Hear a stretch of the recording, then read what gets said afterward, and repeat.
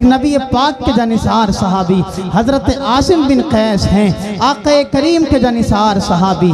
इन्होंने ज़माने जाहिलियत में भी बहुत लंबी उम्र पाई थी। बयान करते हैं, एक मर्तबा में हुजूर की बारगाह में हाजिर था। हुजूर के जानिसार सहाबा भी मौजूद थे। हुजूर नसीहत फरमा रहे थे। हजरत आसिम बिन कैस बयान करते हैं, या रसूल अल्लाह, आपकी मिलाद न हुई थी तो हमारा हाल क्या था। मैं वो बाप हूँ जिस बाप ने अपने हाथों से 3 बेटियों को जिंदा दफन किया है। या रसूल अल्लाह, मैं वो जालिम बाप हूँ, आपकी मिलाद न हुई थी, मैंने अपने नाजुक हाथों से 3 अपनी बेटियों को जिंदा दफन किया। या रसूल अल्लाह, एक मर्तबा आलम यह हुआ, मेरी बीवी चौथी बार उम्मीद से थी। मैंने अपनी बीवी से कहा, अगर अल्लाह इस बार बेटा अता फरमाएगा हम खुशी के साथ उसकी परवरिश करेंगे। बेटी अता अगर बेटी देगा उसको गाड़ दिया जाएगा। अजीज़ान मिल्लत इस्लामिया ये कहते हैं अपनी बीवी से, हजरत आसिम बिन कैस बयान करते हैं, या रसूल अल्लाह, आपकी मिलाद न हुई थी तो मेरा हाल ये था। मैंने अपनी बीवी से कहा, मुझे काम के लिए बाहर जाना है, अगर बेटा पैदा हो इज्जत के साथ परवरिश करना, बेटी पैदा हो उसको दफन कर देना। लोगों, हजरत आसिम बिन कैस बयान करते हैं, या रसूल अल्लाह, एक मर्तबा जब ये मामला हुआ, अल्लाह ने मेरी बीवी को उम्मीद अता फरमाई। मैं घर से निकला तिजारत के लिए, 4 साल के बाद घर लौटा। मैंने अपनी बीवी से सवाल किया, मेरी शरीक हयात जरा ये तो बता दे, जो उम्मीद तुझको दी गई थी उस उम्मीद का क्या किया गया, बेटा हुआ या बेटी हुई।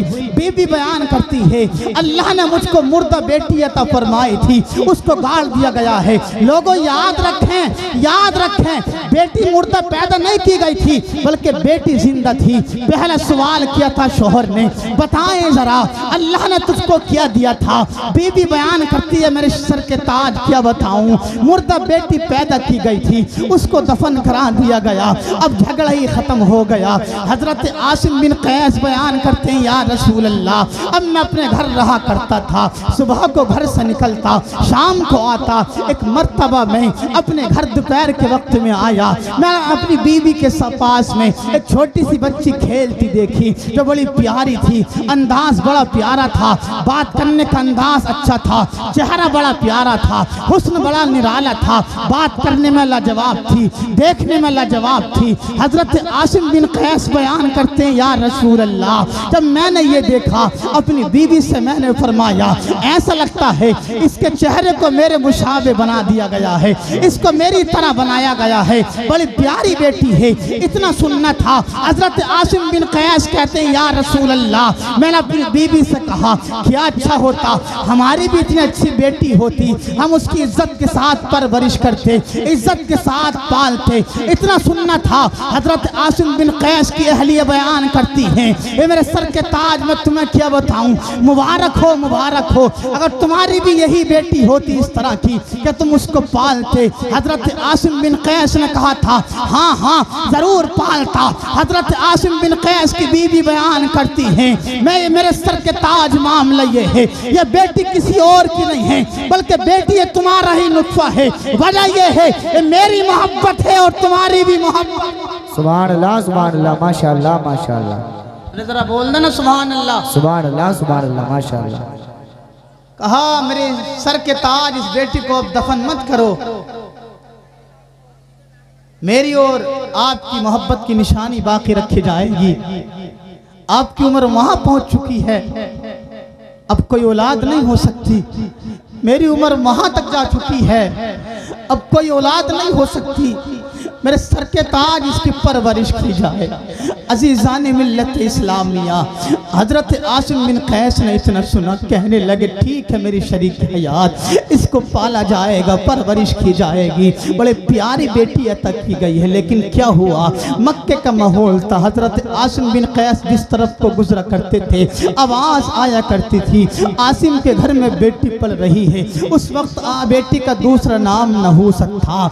आसिम के घर में नहूसत पल रही है। जिस तरफ से हजरत आसिम बिन कैस जाया करते थे उस तरफ से ही आवाज आती थी। आसिम के घर में बेटी पल रही है, आसिम के घर में नहूसत पल रही है। हजरत आसिम बिन कैस बयान करते हैं, या रसूल अल्लाह, एक दिन मैंने दिल में ठान लिया अब बेटी को पाला नहीं जाएगा, अब बल्कि बेटी को भी दफन कर दिया जाएगा। लोगों, हजरत आसिम बिन कैस नबी पाक की बारगाह में बयान करते हैं, या रसूल अल्लाह, अजीज़ान बिल्लत इस्लामिया, एक दिन मैंने दिल में ठान लिया अब बेटी को दफन किया जाएगा। रात की तारीकी छाई। हजरत आसिम बिन कैस अपनी अहलियत से बोले, मेरे शरीक हयात तू तो जानती है ना, जितना हक तेरा इस पर है उतना ही मेरे ऊपर भी इसका हक है, इसलिए एक रात मेरे पास सोने की मोहलत दे दी जाए। अजीज़ान मिल्लत इस्लामिया, बीबी तैयार हुई। रात की तारीकी छाई। हजरत आसिम बिन कैस अपनी बेटी को लेकर अपने पास सोने लगे। जब बीबी की आंखों में नींद आई, बीबी आराम करने लगी। हजरत आसिम बिन कैस हैं अपनी बेटी को उठाकर जंगल की तरफ लेकर चल दिए। तेज तेज दौड़ कर जा रहे थे। अजीज़ान मिल्लत इस्लामिया, ठोकर लगी, जमीन पर गिरे। हजरत आसिम बिन कैस की बेटी की आंख खुली। बेटी की आंख खुलनी थी, पुकार पुकार कर कहने लगी, मेरी बाबा, मेरा क्या मामला है? रात की तारीकी में मुझे कहाँ लेकर जा रहे हो? मेरी अम्मी कहाँ है? अम्मी चोट लग गई है, तकलीफ हो रही है। बाबा, रात की तारीकी में मुझे कहाँ छोड़ कर आओगे? बाबा कोई जवाब नहीं देते। बेटी बार बार फरियाद कर रही थी, बाबा मुझे कहाँ लेकर जा रहे हो? लेकिन बाबा कोई जवाब नहीं देता। बेटी ने फिर कहा था, मेरे बाबा जान जरा ये तो बता दो मुझे कहाँ लेकर जा रहे हो? बाबा कोई जवाब नहीं देता। बाप ने अपनी बेटी को गोद में लिया, वहां पहुंचा जहां दफन करना था। अपने हाथ से गड्ढा खोदना शुरू किया। जब बाप गड्ढा खोद रहा था तो बेटी बार बार पुकार कर कह रही थी, मेरे बाबा जरा ये तो बता दो गड्ढा किसके लिए खोदा जा रहा है? लेकिन याद रखें, बाबा कोई जवाब नहीं देता। बेटी ने फिर कहा था, बाप जरा ये तो बता दो गड्ढा किसके लिए खोदा जा रहा है? लेकिन बाप कोई जवाब नहीं देते। बेटी ने फिर कहा था, बाप जरा बता दो इस गड्ढे को किसके लिए खोदा जा रहा है? बाप कोई जवाब नहीं देता। अरे जरा सोचो तो सही, जिस बाप के लिए अल्लाह ने बेटी को सुकून बनाया, उसी बेटी को बाप जिंदा दफन करने के लिए तैयार है। आप जानते हैं बाप पर कितनी भी परेशानी आ जाए, घर से बाहर रहे, बाप आए, परेशानी का आलम हो, बेटी के चेहरे का दीदार कर ले, अल्लाह बाप की सारी परेशानी को दूर फरमा दिया। सुभान अल्लाह, सुभान अल्लाह, माशाअल्लाह, माशाअल्लाह, सुभान अल्लाह, सुभान अल्लाह। जी, अल्लाह ने बेटी को बाप के लिए सुकून बनाया।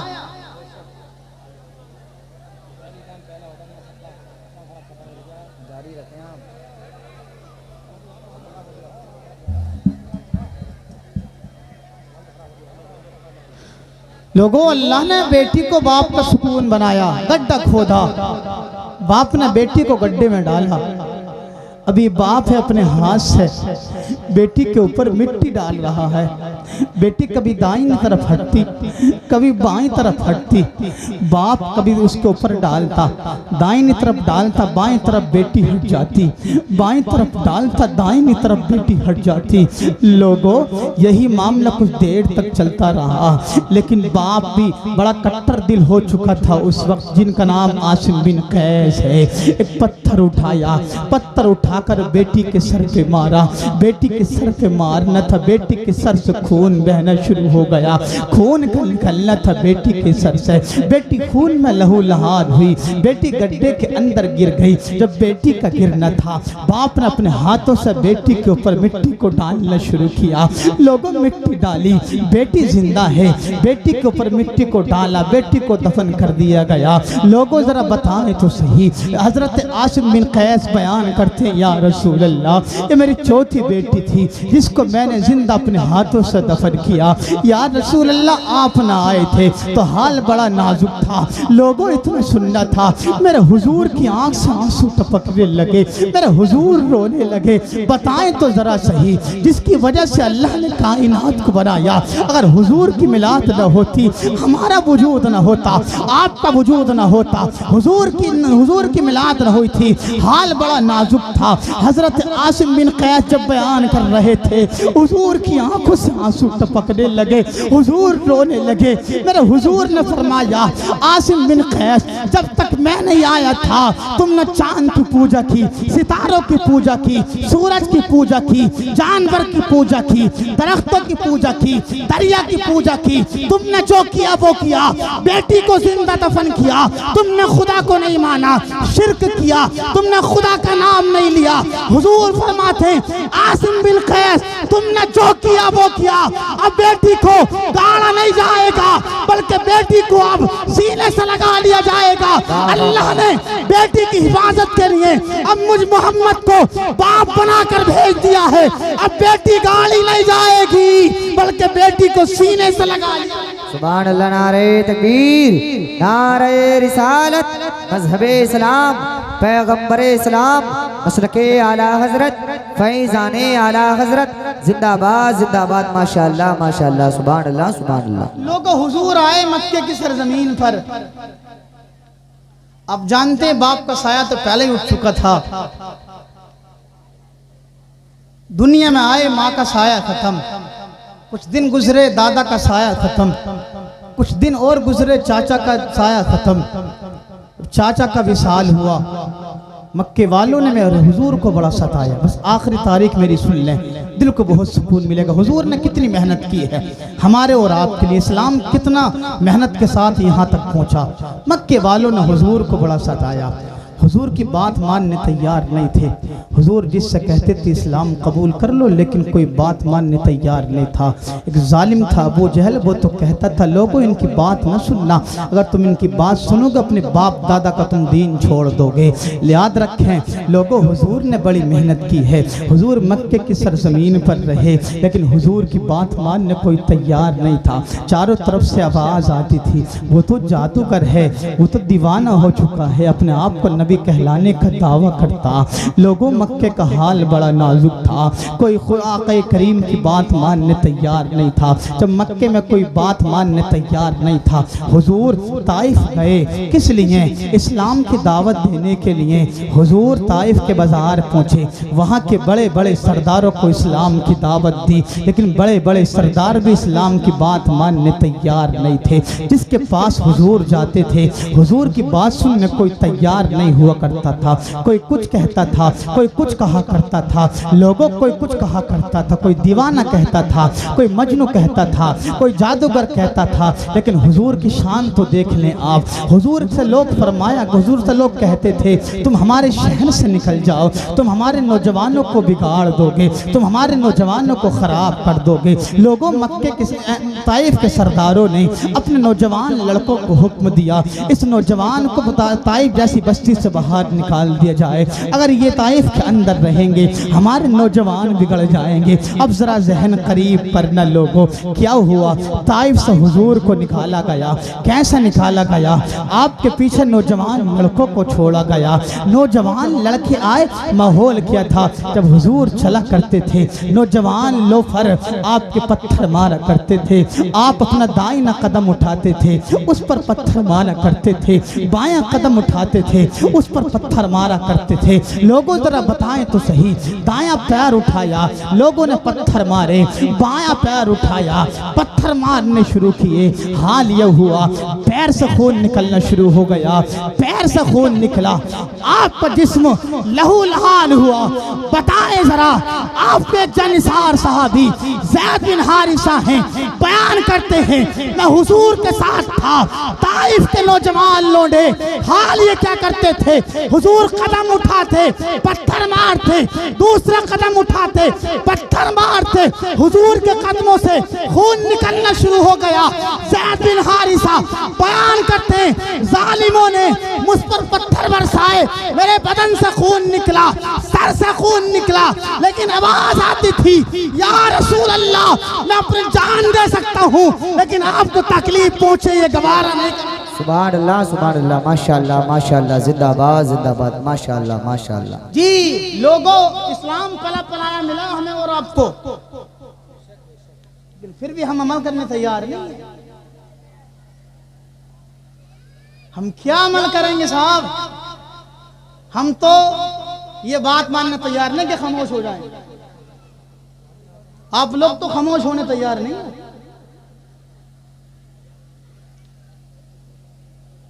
लोगों, हुजूर ने बड़ी तकलीफ उठाई, इस्लाम यहां तक आया। बड़ी तकलीफ उठाने के बाद हुजूर ने बड़ी मेहनत की, इस्लाम की तबलीग करी। आज हम और आप हैं लोगों, इस्लाम पर चलने बिल्कुल तैयार हैं। और माहौल यह है आजकल लोगों का, इस्लाम को मिटाने की लोग कोशिश करते हैं, मुसलमान के लोग मिटाने की कोशिश करते हैं। उस दौर में भी इस्लाम को मिटाने की कोशिश होती थी, और आज भी लोग इस्लाम के साथ साथ मुसलमान को मिटाने की कोशिश करते हैं। आप जानते हैं फिलिस्तीन के सरजमीन पर हमला हुआ, वहां से मुसलमानों को मिटाने की कोशिश की जा रही है। लेकिन याद रखें, मुसलमान न कल मिटा था, न आज मिटा है, न क़यामत तक मिटेगा। इस्लाम कल भी था, आज भी है, सुबह क़यामत तक रहेगा। ये इस्लाम है, था, रहेगा। हमले पहले भी होते थे, लोग इस्लाम के खिलाफ पहले बोला करते थे, आज भी बोलते हैं, बोलते रहेंगे। लेकिन किसी ने कहा था, मिट गए हलक पे तलवार चलाने वाले, अब भी जिंदा हैं मोहम्मद के घराने वाले। क़यामत तक अली के लाल की पहचान बाकी है। ज़माना लाख दुश्मन है मगर ईमान बाकी। सुभान अल्लाह, सुभान अल्लाह, माशाअल्लाह, माशाअल्लाह, माशाअल्लाह। जी, बहुत जुल्म किया लोगों ने, हुजूर को सताया। और सुने, एक सहाबी हैं आपके जिनका नाम है हजरत बिलाल। सुन लें भाई, हुजूर को बहुत सताया। आप नमाज पढ़ा करते थे ना, आपके सर पर कूड़ा डालना, आपके मकान में कूड़ा डालना, आपके घर में चूल्हा जलता था, हांडी पकती थी, उसमें आकर कुफार के मक्का के कुफार आपकी हांडी में कूड़ा डाला करते थे। बताएं जरा मुझे, रास्ते में कांटे बिछाना, आपके ऊपर ओझरियां डालना, कूड़ा आपके ऊपर डालना, लेकिन फिर भी हुजूर की शान थी लोगों। हुजूर ने तकलीफ बर्दाश्त करने के बाद फिर भी लोगों को दुआओं से नवाजा। हुजूर ने दुआओं से नवाजा। हजरत बिलाल है एक नबी पाक के जानिसार साहबी, ये हबश के रहने वाले थे, आपको मालूम है। लोगों, इस्लाम लाए, हुजूर ने सीने से लगाया। ये उमैया के गुलाम थे हजरत बिलाल। जब इस्लाम लाए, हुजूर पर ईमान लाए, तो उमैया को पता चला कि मेरा गुलाम मेरे खिलाफ है। और उमैया बहुत इस्लाम का दुश्मन था। लोगों, हजरत बिलाल का माहौल है, ईमान लाए। उमैया ने कहा मेरा गुलाम है, मेरी बात मानेगा। लेकिन हजरत बिलाल कहते थे नहीं, अब मैं आक़े करीम का दीवाना हो चुका हूँ, अब मैं तेरी बात मानने तैयार नहीं हो सकता। उमैया कहता था अगर तुम मेरी बात ना मानोगे, इतनी सज़ा दी जाएगी आपको, अब खुद ही मेरे पास आ जाओगे। हजरत बिलाल कहते थे मैं तकलीफ तो बर्दाश्त कर सकता हूँ, लेकिन अपने नबी पाक का कलमे से इनकार नहीं कर सकता। लोगों, हुआ किया, हजरत बिलाल हबशी हैं, उमैया बिन खल्फ हुजूर के नबी पाक के जानिसार साहबी हजरत बिलाल को तकलीफ दिलवाया करता था। तपते हुए रेत हुआ करता था, सूरज की गर्मी हुई करती थी ऊपर से। नौजवान बेटों को भेजा जाता, लड़के आते, हजरत बिलाल के गले में रस्सी डालते, रस्सी डालने के बाद घसीटते हुए लेकर जाया करते थे। बताएं जरा मुझे, हजरत बिलाल के सीने पर पत्थर रखने के बाद में सूरज की गर्मी पड़ा करती थी, नीचे तपता हुआ रेत हुआ करता था, हजरत बिलाल को घसीटा जाता था। बताएं जरा मुझे, इस्लाम के लिए कितनी मेहनत की है नबी पाक के जानिसार साहबी ने। हुजूर ने कितनी तकलीफ को बर्दाश्त किया, हुजूर के जानिसार साहबा ने कितनी तकलीफ को बर्दाश्त किया। हजरत बिलाल को खींचा जाता था, तपता हुआ रेत होता था, सूरज की गर्मी हुआ करती थी, लेकिन हजरत बिलाल फिर भी कहा करते थे, हजरत बिलाल कहा करते थे गुलामाने मोहम्मद जान देने से नहीं डरते, ये सर कट जाए या रह जाए कुछ परवाह नहीं करते। लोगों, इनके दिल में हुजूर का इतना प्यार एतबार आया, इतना प्यार आया, इस्लाम लाए, तकलीफ को बर्दाश्त किया, क्या मुद्दा मिला आप वो सुन लें। हुजूर की बारगाह में अर्ज करते हैं या रसूल अल्लाह।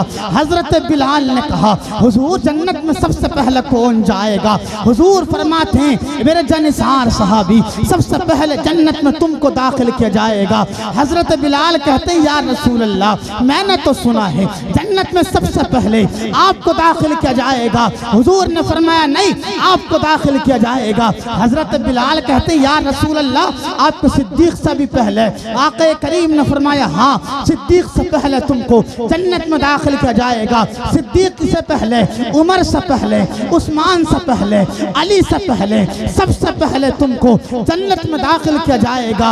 हजरत बिलाल बयान करते हैं या रसूल अल्लाह, बात समझ में नहीं आती, आप सभी पहले, आपके जनिसार सहाबा से भी पहले, और आपको जितने सहाबा, चारों खलीफा से पहले, सारे सहाबा से पहले। हुजूर फरमाते हैं हबीब दावर ने इरशाद फरमाया हाँ मेरे जनिसार सहाबी, तुम्हें सारे जनिसार सहाबा से पहले जन्नत में दाखिल किया जाएगा। अज़ीज़ान मिल्लत इस्लामिया हजरत बिलाल बयान करते हैं या रसूल अल्लाह, बात समझ में नहीं आती, आपको क्यों दाखिल नहीं किया जाएगा? हुजूर फरमाते हैं जनिसार सहाबा परेशान हाल होने की जरूरत नहीं है, दिल थोड़ा करने की जरूरत नहीं है। वजह इसकी ये है कि सवारी पर सवार होकर मुझको जन्नत में दाखिल किया जाएगा। उस सवारी की लगाम तुम्हारे हाथ में दे दी जाएगी। मैं खादिम में मखदूम बनकर जाऊंगा, तुम खादिम बनकर जाओगे। सुभान अल्लाह। नारे तकबीर, नारे रिसालत, मसलके आला हजरत अहमद मुस्तफ़ा कॉन्फ्रेंस जिंदाबाद जिंदाबाद। लोगों हुजूर से मोहब्बत कीजिए। हजरत बिलाल ने मोहब्बत की, सिला मिला, जी। जन्नत में दाखिल किया जाएगा हजरत बिलाल को। तकलीफ बर्दाश्त की। लोगों मैं आपसे गुजारिश करूंगा, इस्लाम के लिए बड़ी तकलीफों को उठाया गया, आपसे मुअद्दबाना गुजारिश है आप हजरात नमाजों की पाबंदी करें, रोजे रखें रमज़ान के मुक़द्दस महीने में, और बुरे कामों से बचें। आप चाहें तो सुकून के साथ में यहाँ बैठे रहें, अल्लाह आपको ज़रूर जज़ाए खैर अता फरमाएगा। मेरे साथ सारा मजमा पढ़ लें, ला इलाहा इल्लल्लाह मुहम्मदुर रसूलुल्लाह अस्तगफिरुल्लाह रब्बी मिन कुल्लि ज़ंबि व अतूबु इलैहि व आखिरु दावाना अनिल हम्दुलिल्लाहि रब्बिल